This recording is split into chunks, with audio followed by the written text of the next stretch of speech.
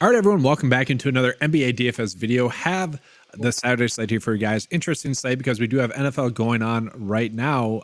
To me, I'm kind of excited that could gain a small little edge here or there. Kind of what are your initial thoughts for the 10 game slate that we have today on both FanDuel and DraftKings? Yeah, man, pretty interesting. Once again, I think they cut off the late game on both sites, which I don't mind personally. I got some shopping still to do and things like that. So, um, yeah, I don't mind the extra few hours at the end of the night here. But yeah, the big thing I noticed as a FanDuel player, Jordan Clarkson's back tonight. FanDuel, for whatever reason, dropped his price to minimum while he was hurt. And now he's back before they expected him to. So we have a free square over on FanDuel at shooting guard. You can play Jordan Clarkson with Horton Tucker out for Yeah. 3,500. Honestly, why is he not 100% owned? He should Honestly. be. Yeah, I don't even know. I mean, we have had chalk fail a lot the past 2 days. I know we had the Cavs slate where things didn't go well for them. We had the Mavericks slate where things didn't go well for them. But this is different. I mean, this is a It is. player we know is good, who should be probably double the price he is. Yes. And regardless, I mean, it's going to be tough for him not to get you 20 fantasy points. He should be 100% owned on FanDuel. To your point though, the Dallas and Cavs stuff, like I don't want to say that like those are bad chalks, but there was like some caution with them. Like they So, should have been chalked for a reason, but like they weren't locking those by any means, and we kind of knew that. This is a whole different thing, and this is like really just a separate point. Like Clarkson, you're just loading up on, but to the point of those other players being chalk, it's like they were bad chalk on paper, but they're also chalk that you kind of just need to eat simply because they were chalk at the same time. It was kind of just weird. yeah. I think those same scenarios keep presenting themselves. We did the Mhm. right thing by loading up on those cheap plays. I mean, we can't help that they're going to get blown out in a game with any point spread. And then, yeah, I mean, I think both those games ended up being blowouts. So it is what it is. We're on to the next. We got some competitive spots tonight. And to that point, I mean, we got some Cleveland value popping up there. Again, it's the question is like, do we go back to them? And I do want to say like, it was a pricing thing with a lot of the Cleveland players where like, let's say Max Strus, like you might have maybe wanted to be on him. He was kind of priced up. Same thing with Isaac Okoro, who was probably in a good bounce back spot, and he was. Karis LeVert was in a regression spot. Same thing with Sam Merrill. Now my question is, what the heck do we do with the Cavs tonight? Because like basically, if you loaded up on Sam Merrill in the first game, you were happy with it. If you loaded up with Strus in the first game, you were not happy with it. We saw typical like statistical regression, whether it be positive regression or whatnot, with those plays. Now to me, it's just a big mind. I don't want to swear, but you know what I'm saying. Like I don't know what to Yeah. do here. Yeah, I mean, the one thing I think we got to keep an eye on, I think Levert's questionable. I know they had someone questionable from the starting lineup. So if he's out, I think we could feel better about some of the secondary options. For me right now, the guys I trust are Craig Porter. I'm fine getting back to him, even though he's priced up a bit. Mm-hmm. I mean, he's been pretty solid. Even in that game, he wasn't great. He got the value. But Yeah. then Jared Allen's still there with no Mobley. Pretty good matchup for him against Vooch. Those are the two I trust. I think you could kind of mix in the other pieces, but again, I mean, there's enough value in other spots tonight on Yeah. FanDuel, especially where we have the free square. So yeah, I don't know that we have to be crazy over the field on these Yeah. Cav pieces, but I don't know. I think there are better pivots tonight, and with the prices Yeah. coming up, it's a little bit easier to stomach getting away from some of it. I do got to ask again tonight, any love for potentially Tristan Thompson tonight? 21, 18, 18 minutes the past two games with Evan Mobley out. He has produced point per minute player. He's below 4K specifically on DraftKings. It's definitely more a specific DraftKings play. Any love for him? Yeah, I mean, he's a high risk center. I mean, you could use him in large field tournaments. Definitely more of a DraftKings play again because you would give up that center spot to someone like Tristan Thompson. Mhm. Not usually ideal unless you're paying up at a bunch of other positions, but I do think he gets run here because the Bulls do use 48 minutes of a true center. They're going to have Drummond coming off the bench behind Vooch, so they're going to want Thompson on the floor when Yeah. Allen isn't. So I think if there was a night to play him, it probably is tonight and here. I'd feel better about him without Levert because he'll probably get more usage with that second unit. But yeah, not a play I'm excited about. But at the same time, I think if you're playing in one of those larger contests, he's the type of guy that you could probably click on for value. Well, sorry, my audio went out for a quick second, but Oh yeah, I was saying yeah, he's a high risk play. You could use him for value. okay. But Gotcha. So then kind of moving on to some of the other injury situations that we have. I do think Orlando's kind of a big one, which also kind of echoes off of a comment we had about Cole Anthony. So yeah, to me, Cole Anthony is simply one of the better plays on the slate, even at his price tag. And that's going to be because we have Fultz out, we have Ingles out, and we still have Jalen Suggs out. I kind of want to collect your thoughts on that. He is pulling in 34% projected ownership. I think that's spot on personally. I kind of want to get your thoughts on him though. I agree. He's an excellent play here. Not only does he benefit from those guys being out, but this is that matchup with the Pacers that we always love to target. I think Suggs was questionable still last I checked. Maybe that news came through.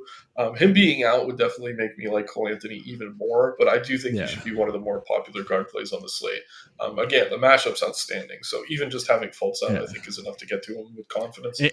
It is fascinating because like he didn't start last game, right? He's not starting and he's still putting starts, up. Yeah, it is fascinating there. It's like they're trying to win 6th man of the year from. No, I'm just kidding. That's not maybe happen, I don't know. And then other injuries. I mean, there's no one else for Orlando that we see really benefiting too much. Maybe Wagner slightly, but no one really, right? Yeah, I mean, the thing is, I do like Orlando tonight again because they are paced up so much. But yeah, I mean, Wagner, Banchero, they're kind of priced where they should be. There's nothing really we're forcing necessarily. Yeah. So then let's kind of move on to some other spots. I do think kind of a little bit of Atlanta, just some noteworthy stuff. DeJounte Murray, game time decision. We also do know that Hunter is out. We have seen that Bay is actually a pretty decent play with Hunter off the court. Matthews, we're not expecting much from, but he's expected to start. I will say, though, if Murray's out, are we just loading up on Bogdanovich, Trae Young, and even Bay? Yeah, I think they're all going to be appealing here. Okongwu looks to be pretty popular here as well. Yeah. We have seen minutes with both of those bigs sharing the floor. And yeah, I mean, I think we could see it again here against the team in Memphis who likes to play Jackson next to Biyombo. So yeah, I mean, if Murray's out, it would make me like Trae more, but it's going to be tough to get away from a lot of Luka tonight, I think.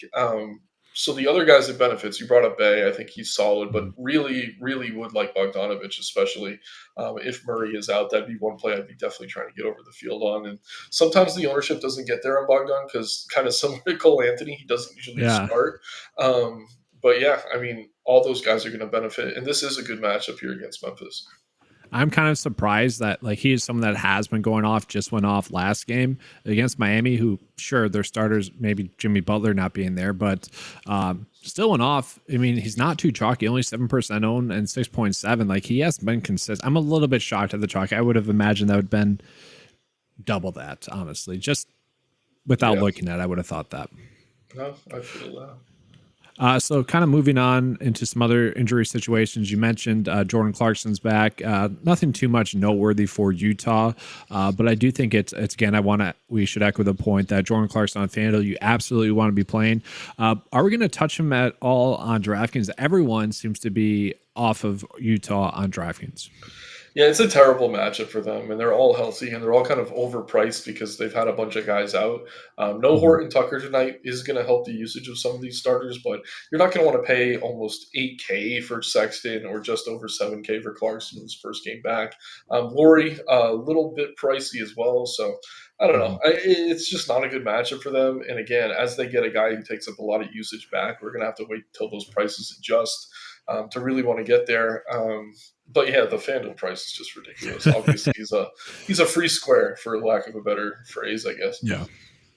There's a few of those that happen each year, it seems like, and he's the one so far like this season. We haven't seen that before, I don't think. No. Moving on into kind of the next game, or the next big injury situation. Josh Giddey being out, I don't want to say it's like a big difference there, but I do think him being out does kind of elevate some plays that we'd want to be on. Isaiah Joe, who's kind of been randomly chalked to me, is not chalked tonight. Only 11% owned, projected to get 25 minutes. He's the guy that can shoot to get hot. He's a little bit too cheap. Dort is actually pulling in some ownership, projected to get 30 minutes, a little bit too cheap. And then you have some other players that are also pulling in some ownership. Kendrick Williams, 18%, which I'm surprised by. Aaron Wiggins, 19%, that I'm surprised by. Jalen Williams, a player that I honestly thought the ownership would be split between Jalen Williams and Isaiah Joe. So I would love to hear your thoughts on OKC tonight because I'm surprised at the ownership being as spread out as it is amongst all these plays. Yeah, it is interesting. I don't mind getting to some Joe, especially if the ownership's going to stay down. My favorite play from that group that you listed, though, is the Yeah. very popular Jalen Williams. Is it? Again, Okay. yeah, I mean, he just fills a forward position that is tougher to fill than other spots on True. this slate. And he's been consistently exceeding value, so I don't mind him. I think Dort makes some sense, but you're running a risk with Dort. There are games where he's not heavily evolved on the offensive end. I mean, if he's going to be glued to LeBron or things like that tonight, it's going to be really tough for Mhm. him to do much on offense as well. So I like the matchup for Williams. I don't mind some Dort on TK where he's cheap, but again, he's not known as really an offensive threat. So he's going to have to kind of get hot from three. He is coming Yeah. off 4 games where he's hit three threes in 3 of them. But yeah, it's just a little bit risky at high ownership. I don't mind the Williams chalk. I like Joe as kind of a pivot. Mhm. But yeah, I mean, SGA is SGA. If you get there for 12, he's pretty good Yeah. too. I do just want to pull up Isaiah Joe just a little bit further. So is it just he's not chalky because his minutes or it's going to be 25 or so? Like we're not projecting to get more than that, and really he has to shoot to really have a really good game.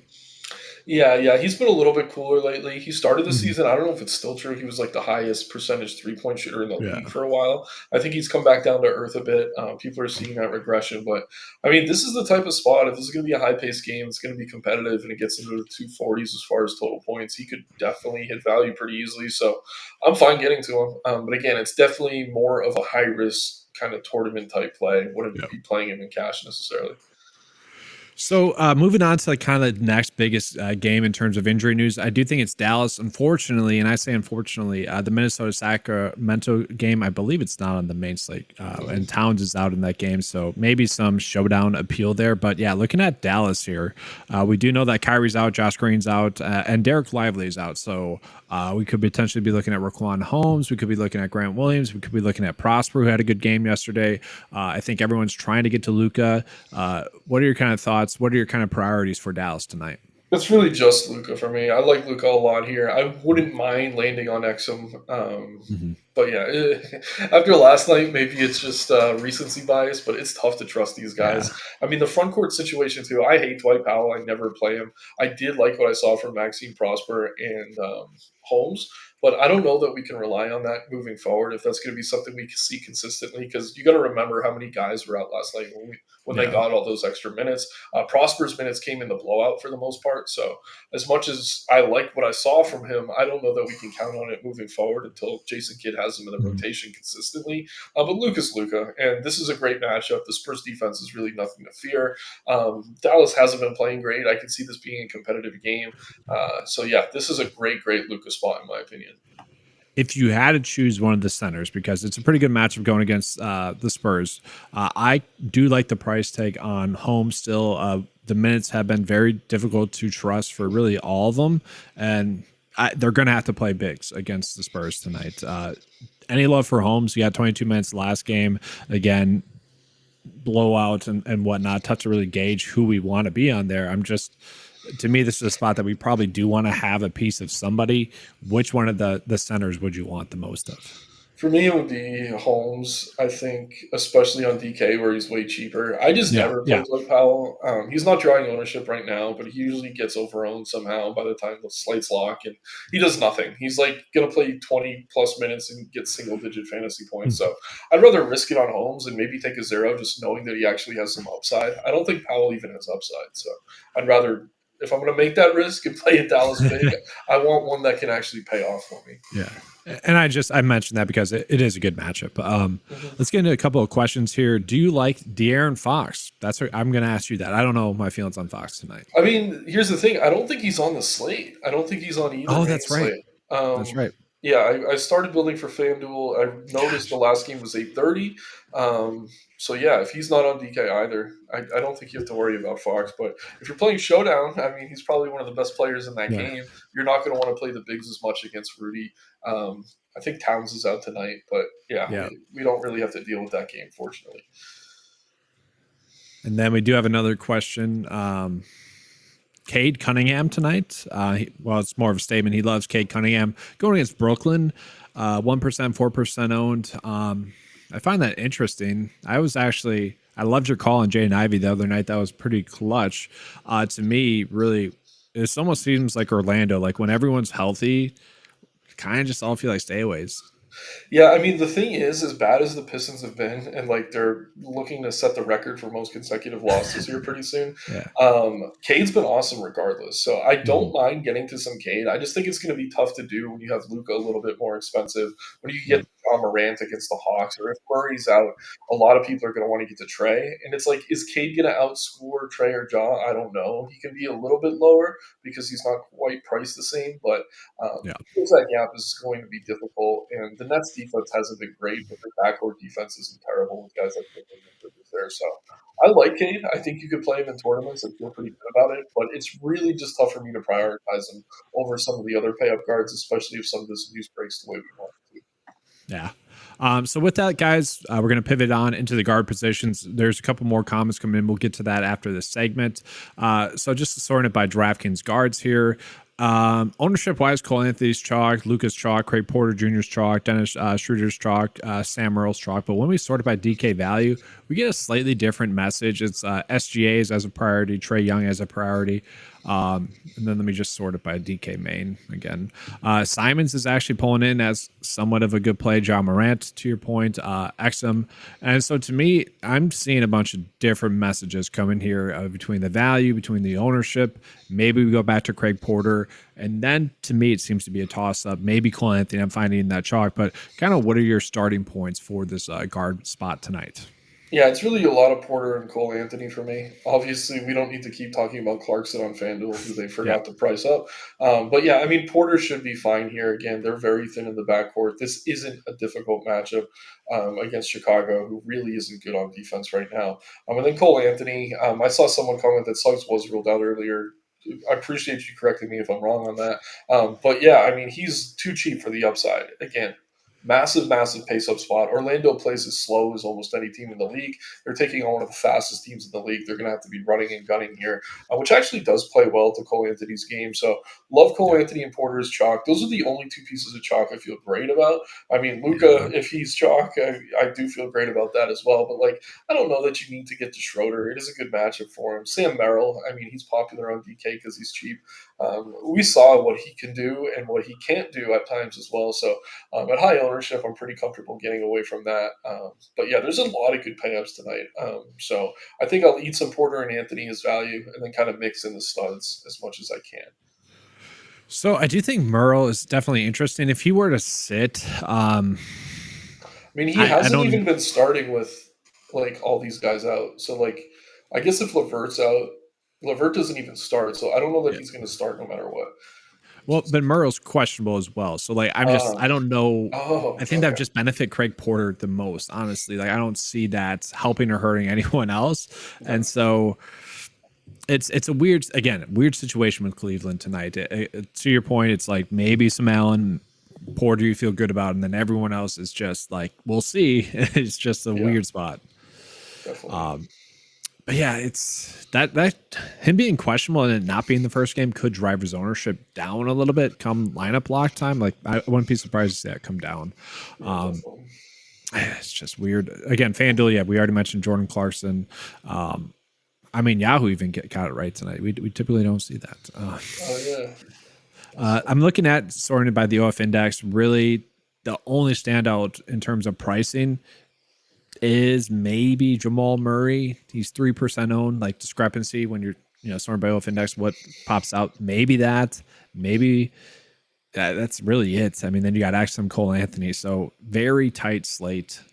Any love for the Brooklyn guards? It's Dinwiddie, Thomas, decent matchup against Brooklyn. Yeah, I think you could mix them in as tournament plays. Excuse me. I think Thomas is forward eligibility as well, which makes him a little bit easier to get to, at least on FanDuel. Shooting guard, point guard on DK. But yeah, I mean, both these guys have upside. We've seen Thomas have massive games against bad defenses. That's what he's getting Yeah. here. Dinwiddie too. I mean, both are kind of inconsistent, so it's tough for me to want to get to them at these prices in cash. But as far as tournament plays go, these are high upside options. So I'm definitely fine with either of them. Won't call either a priority, but if you're landing on them, I wouldn't worry about it. I think you're good to go. Yeah. So we'll go ahead and pivot on into the forwards here, and I'll bring up a couple of questions as we do. So the first one's going to be talking about Chet Holmgren, specifically on FanDuel. Is that a concern as priced at 8.6? I'll say that that's probably correct. I would say DraftKings has been lagging on him. What are your thoughts on Chet? Yeah, I mean, I think the price is okay if you're chasing his upside. It's just this is a bad matchup for Chet, honestly. I know he's been a good defender, Yeah. but when you have to run through LeBron and AD to get to the hoop here, like there is some risk for foul trouble. We've seen him play them before. He had one of his worst games of the year against Anthony Davis. I don't know that that's something that's going to continue moving forward. But at the price, I think you could maybe do better, especially if you're trying to pay up for some of these guards.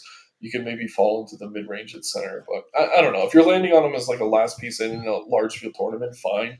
But other than that, I really don't love the matchup, especially with the DK price. Yeah, I think that's fair. And then I'll just quickly hammer this one unless you have any touches. For us so far, it's Craig Porter, Cole Anthony. We're going to get into the forwards right now. But yeah, that kind of seems like it's so far in terms of must plays. But yeah, moving on into the forwards here. Again, you got to sort by DK main. DK main. So ownership wise, no one's really that high owned in terms of like pay up options. So it seems that people are going to be spending down maybe potentially at the forward spot. And Yika Aglanku might be one of those players that people are trying to save some money on, power forward center eligible. Then they might be going with the potential value in Jalen Williams, Max Strus, Aaron Wiggins for OKC, and then maybe Kenrich Williams as well.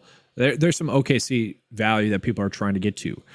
I guess that's a good starting point. I know you said you like Jalen Williams probably the most. I don't want to put words into your mouth. Which value for OKC do you like the most? Jalen Williams, Aaron Wiggins, Kenrich Williams, or Dort? Yeah, I mean, if you're going to let me include Jalen Williams in his 6,400 price tag as value, I'll definitely say him. It'd probably be Dort next, but again, Yeah. I don't know. It's just weird seeing Wiggins as chalk. It's like this. The rotations off the bench are pretty inconsistent for Yeah. OKC. I know they got guys out, but if he's going to be popular, I'm pretty comfortable going elsewhere. He is a player that does have some upside, but again, it's few and far between. So I'd rather get to Jalen Williams. Make sure you're playing the correct one too. There's two Jalen Williamses, the Jalen, not Yes. Jaylin, which is obnoxious. But yeah, I just make sure you got the right guy there. But yeah, I don't mind Dort just because he's so cheap. But yeah, if he's going to be popular, I'm pretty comfortable getting away from him too. Yeah, and then just kind of sorted by DK value. Williams is actually the top one, but yeah, pricing wise, there's a big difference there for sure. Again, he gets a slight bump because Giddey is going to be out. Then looking at, we got Exum, Vince Williams. I don't know. I've been struggling to get to Vince Williams. Do you like him or not? Yeah, I think we're learning that with job back, he's not really going to be as involved, which is unfortunate. I don't know. I don't know if I could get back to the well there. I'll probably just Yeah. let that one go. Just checking the game was. Yeah, I mean, again, the price hasn't come down yet. Like, and he was priced up with Jaw being out. So until Mhm. that adjusts, I think I'm fine just leaving him to the rest of the field. Yeah, I agree with that. I do want to call out Jeremy Sochan is pulling in some ownership, 15%. Obviously, guard forward eligible. He's someone that didn't even register to me as a play, so I'm kind of surprised that that's popping up. Is he someone that popped to you at first? Definitely not at first. I don't know where they're going to start him tonight. I'm seeing one That's fair. projected lineup with him at point guard. One has him at the three, which is kind of weird. I don't know what they're going to do here. I don't mind him. I think he's okay. This is a good matchup. Dallas's defense really isn't great right now, especially in the front court where he does spend a decent amount of time. But yeah, he's just been so inconsistent. Very much boomer bust. So I don't mind him as a last play in, but if he's drawing a lot of ownership, pretty comfortable getting away from that. Yeah, I agree with that. Any other thoughts for some of the plays here? I mean, Jabari Walker pulling in a little bit of ownership on DraftKings, specifically 8%. FanDuel wise, I don't see any egregiously mispriced plays like Jordan Clarkson. I mean, OG's pulling in some chalk. Benchero as well, but it's not too crazy, I would say. Yeah, I mean the Orlando guys, Banchero, Wagner look good. They're popular. OG's a little bit underpriced at 5,600 on FanDuel. I'm fine getting there, but as his ownership continues to climb, like if it gets over 40%, I'm pretty comfortable trying to get different. I will say Max Strus, usually not my favorite Cleveland Cav, but if Yeah. Levert were to be ruled out, I would feel better about his minutes and usage. So I'll probably get to some of him. Siakam on DK at 7,900 looks pretty good here. A little bit too cheap, I think, for the matchup with Utah.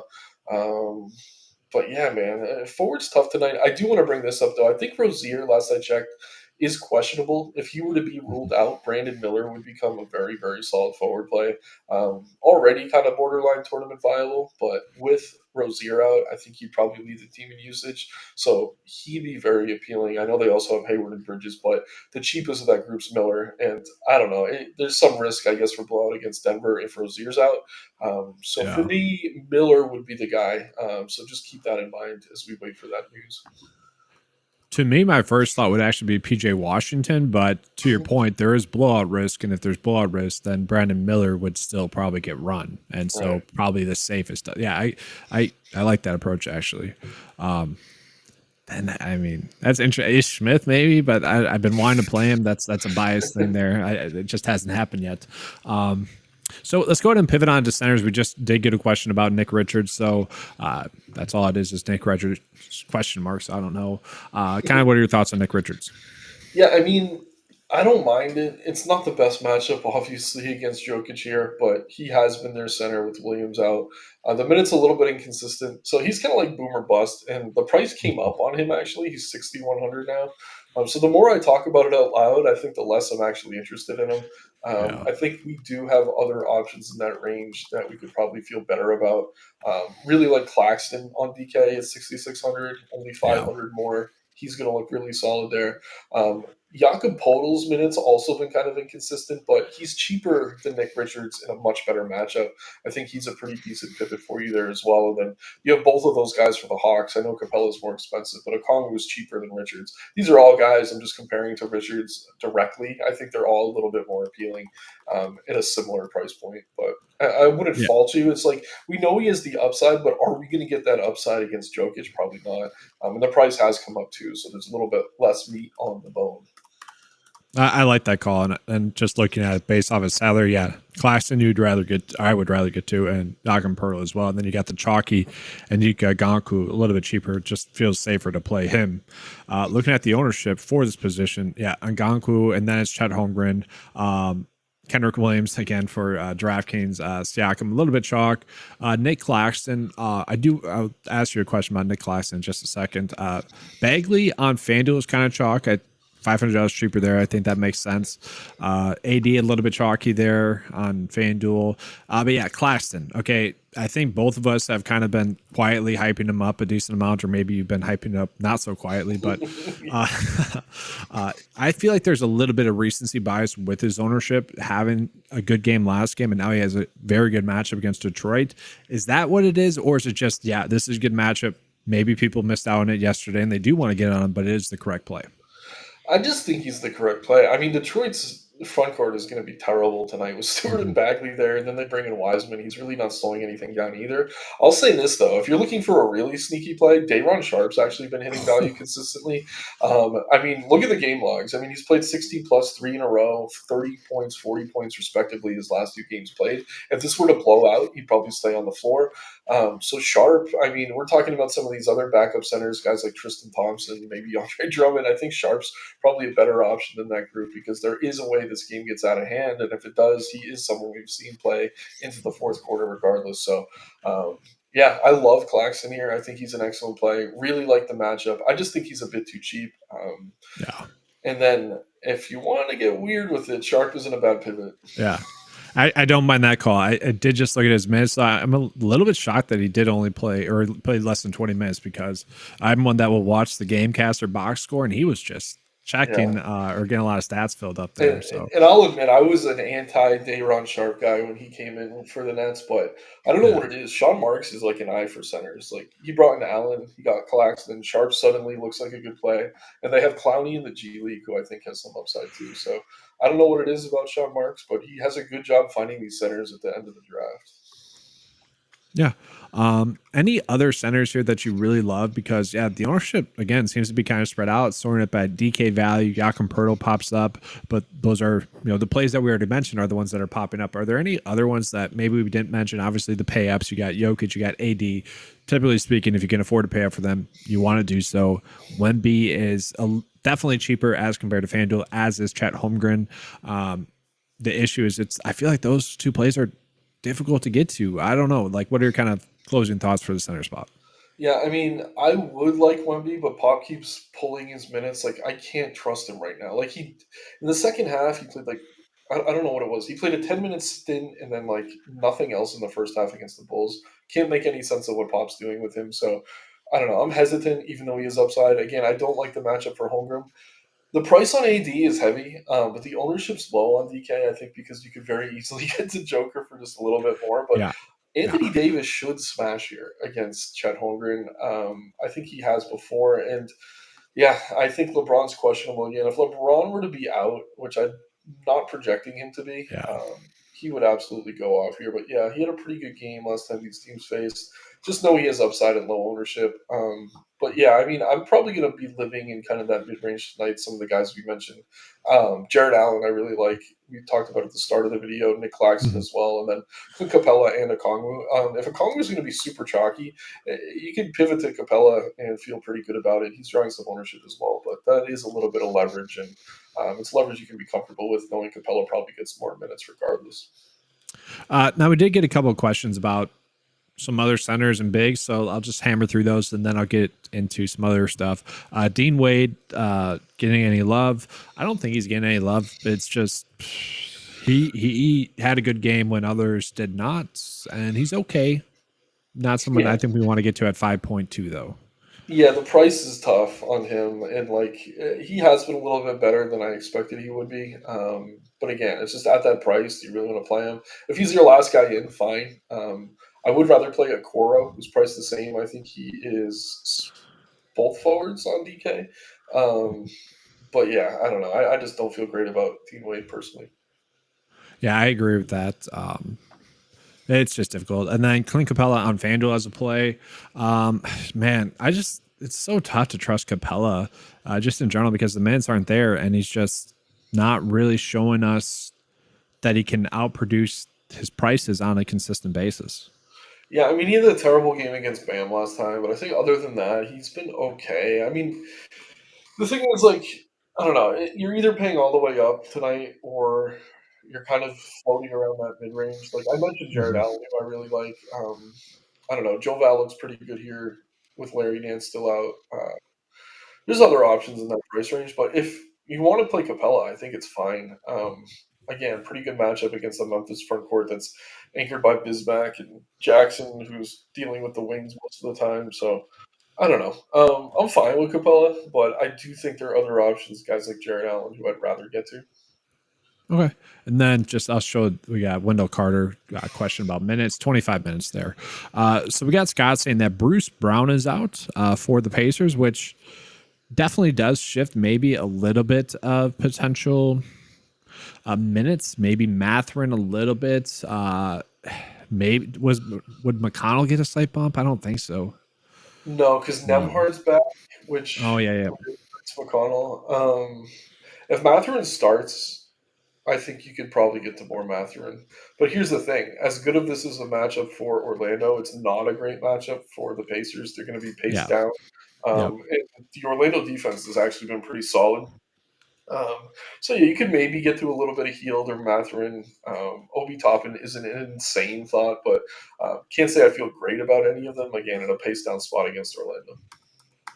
I will say I'm just looking at the pricing for Isaiah Jackson, and the sites have done a great job at pricing up the second option bigs for the most part. Obviously, Anik is Mhm. kind of chalk today, but they've done a pretty good job at making us not even really be interested in some of those plays lately. Yeah, no, I agree. They also got Jalen Smith back too now, which is going to cut Yep. into Jackson. Yep. So let's just kind of let me do a refresh, then we'll kind of get into a first like build here. Just seeing if there's anything that changed data wise. Values. That's main. Like God, I'm so mad, honestly, about the So many the slates. Minnesota game. It'd be so nice. It'd make the night so much easier, honestly. Yeah. I'm very curious as to who your first 3 starting points are for tonight's slate. Let me rephrase that. Yes.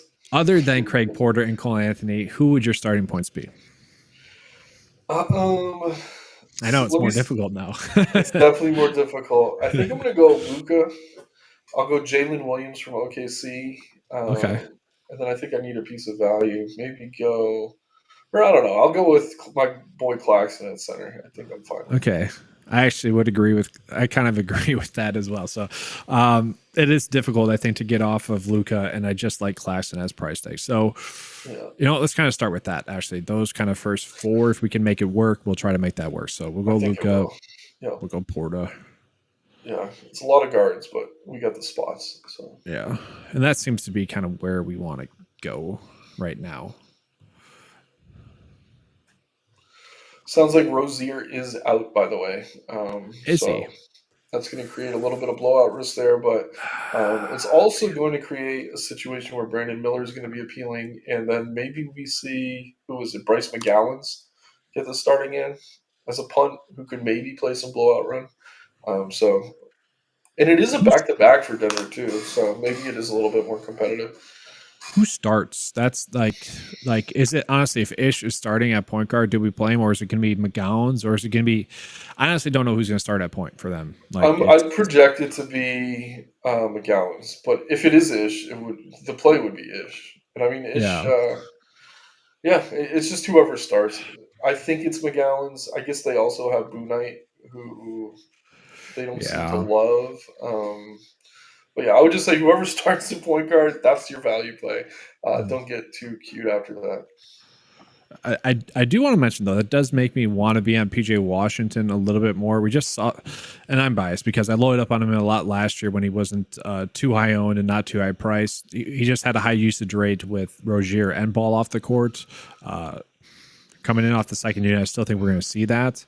But it is a little bit thin with Miller, with Bridges, and Hayward back. And they're all kind of the same price. Obviously, Bridges is a little bit priced up. But again, to your point earlier, Miller is probably the safest of the 4 there. But man, it makes Richards an ugly play, I think, too. It's just weird. Yeah, it's tricky. Again, you don't need to play anything from Charlotte. No. Obviously, Rozier's opening up a ton of usage, but who's to say it's not Miles Bridges or Gordon Hayward that has the big game here? So if you're not getting to Miller, I think you're okay. Like, I wouldn't sweat it, but I imagine the model is going to like him a lot. It tends to like him a lot. So that's one I'd keep an eye on. And again, if Boo Knight is starting on a slate where we don't have a ton of, or Boo Knight or McGowan's, or Ish, whoever's starting at point guard, I think you get to them and feel pretty good about it again, especially if it's one of the young guys and McGowan's or Boo Knight. They'd probably play into a blowout if that game were to get out of hand. And just to mention it one more time, this is a back-to-back for Denver. It's not for Charlotte, I think. So maybe that allows this game to stay a bit more competitive. Denver, obviously a juggernaut, but a bit worse on the road, obviously. So, yeah, we'll see. Honestly, do you want? No, we probably can't put Miller in there. I was going to say, maybe we could. Do you want to pencil Miller into the sample build or no? We'd have to get pretty cheap at some other spots. Yeah. I guess which OKC play is it? Do you want to go Jalen Williams? Do you want to go Dort? We've had this question a couple of times. I want to go Jalen Williams, but for this build, I think we go Dort just because he's very cheap. Yeah. And Williams is the same price as Miller, oddly enough. I think I'd still rather go Jalen Williams, just for anyone wondering. So we do have a comment saying that Ish is expected to start from Bryant there. So I'm gonna make the executive decision. I've been wanting to do this for quite some time. I'm not saying it's the right move, but I'm gonna put him in there for now and start into the build. But I mean, Ish is like, he's one of these guys, man. And like, we've been dealing with him on these recent slates. Like, when he gets opportunities, he could be awesome. He could also not be very good. And it's like, I don't know. If he's starting, and I don't know that I saw that report yet, but if you want to make that assumption, he's probably the most expensive of those guards. So it's very easy to pivot if he's not. So, but yeah, I'd go ahead and put Ish in. And, I will say, it's funny if he was like 200 or even obviously $300, but if he was just slightly cheaper, I'd feel so much better about it. It's just the fact that he's 4K there is some slight pause because the chance of him 5xing at this price tag, I feel like is not too great, but it's just he's a cheap play right now. I wish it was a later game. Honestly, I don't think that's the correct move right now because we talk about this a lot. Maybe just leave him off. Hope that we get better value that opens up later on in the day because it is a big slate. Yeah. Let's just see if the model updated just yet. That could be the deciding factor. Okay, it did. Only 17 minutes for him so far. That Miles Bridges projected at 40 minutes. That makes sense, honestly. I think what it did was it updated the guys that were in the model, but not those that are moving into the rotation with. Yeah, it's like it does it slowly. So yeah, it makes sense for like him, Hayward, Miller to just get heavy minutes tonight, just with how banged up they are. Yeah, definitely. All right, so let's try to find a power forward play. We'll just move on from that for now. Mentioned kind of Bay as a decent play. I do think PJ Washington is okay. Inyeka Gonku, the chalk. Maybe.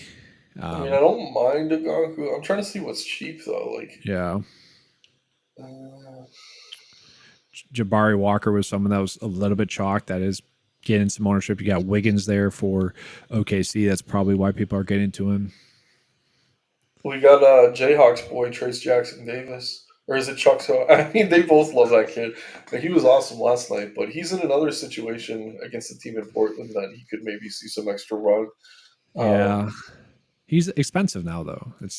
Honestly, I'd rather play Prosper than him tonight, just pricing wise, and like hoping for another good game. Yeah, this is the issue. I guess now we understand why Aaron Wiggins and Kenrich Williams are so popular. Yeah, it's right. That's why I like doing this. Yeah, they're both over. Let's just leave that off. We'll go into the utility spot and then finish out the forward last. So guard wise or value wise, like who is the next best option that we could roll with, pricing wise, and I'll just sort it by the slider here. Try to get to that's the way to do it. 6K play and lower. Main slate only again. Whoops. Yeah, Gary Harris starting. He's boomer bust. Yeah, I don't care about that one. Yeah. Seemingly Ogankwu. Caruso's actually a little priced up. Yeah, we're going Ogankwu. I like Ogankwu. Yeah. I don't like it. It's just it's the nature of the slate tonight. Right. It's weird. These massive slates, we haven't had like this is the lineup path that's gonna be solid. It's weird lately. 4.5 left over.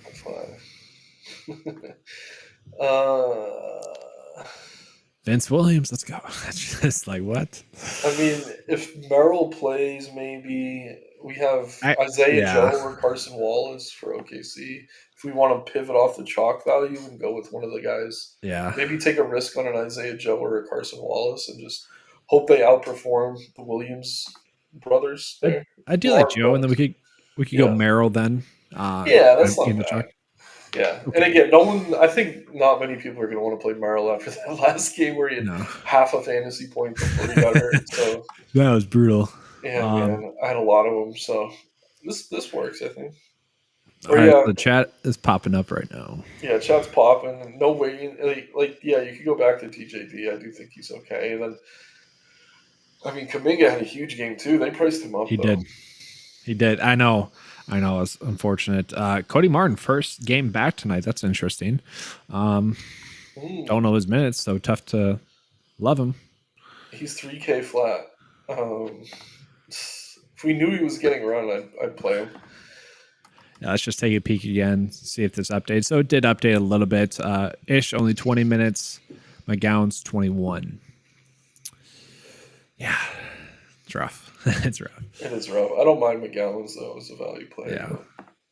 The price is up again. Yeah. Yeah, both those plays. Like if one of them was just $300 cheaper, I'd be fine with it. Like Ish, a little bit on FanDuel, I'm okay with. Just again being $200 cheaper. I guess McGowan's on FanDuel being $300 cheaper. I feel more comfortable with it, but still a little bit too thin. Yeah, for sure. Okay, guys, I think that's going to be about it. We'll get into our closing thoughts and we'll get out of here. I will be double dipping tonight on the Discord, so I'll be jumping in there probably 4 minutes or so after this finishes. But yeah, what are your kind of final thoughts on the slate? Yeah, I think it's an interesting one. We got to keep an eye on that Ish ownership. I know he's not really popping in the model yet. I do imagine that's going to climb. Again, there's just not a ton of great value. A very easy way to get different is just going to be to not pay for Luca. Maybe go down to Trey Young if DeJounte's out, something like that. But yeah, nice condensed slate tonight. I think there's plenty to like in all these different price ranges. So just don't play the chalk if you don't love it. And have a good weekend, everyone. Happy holidays, Merry Christmas, etc. All right, everyone. That is going to be all for today's video. Thank you guys for being here.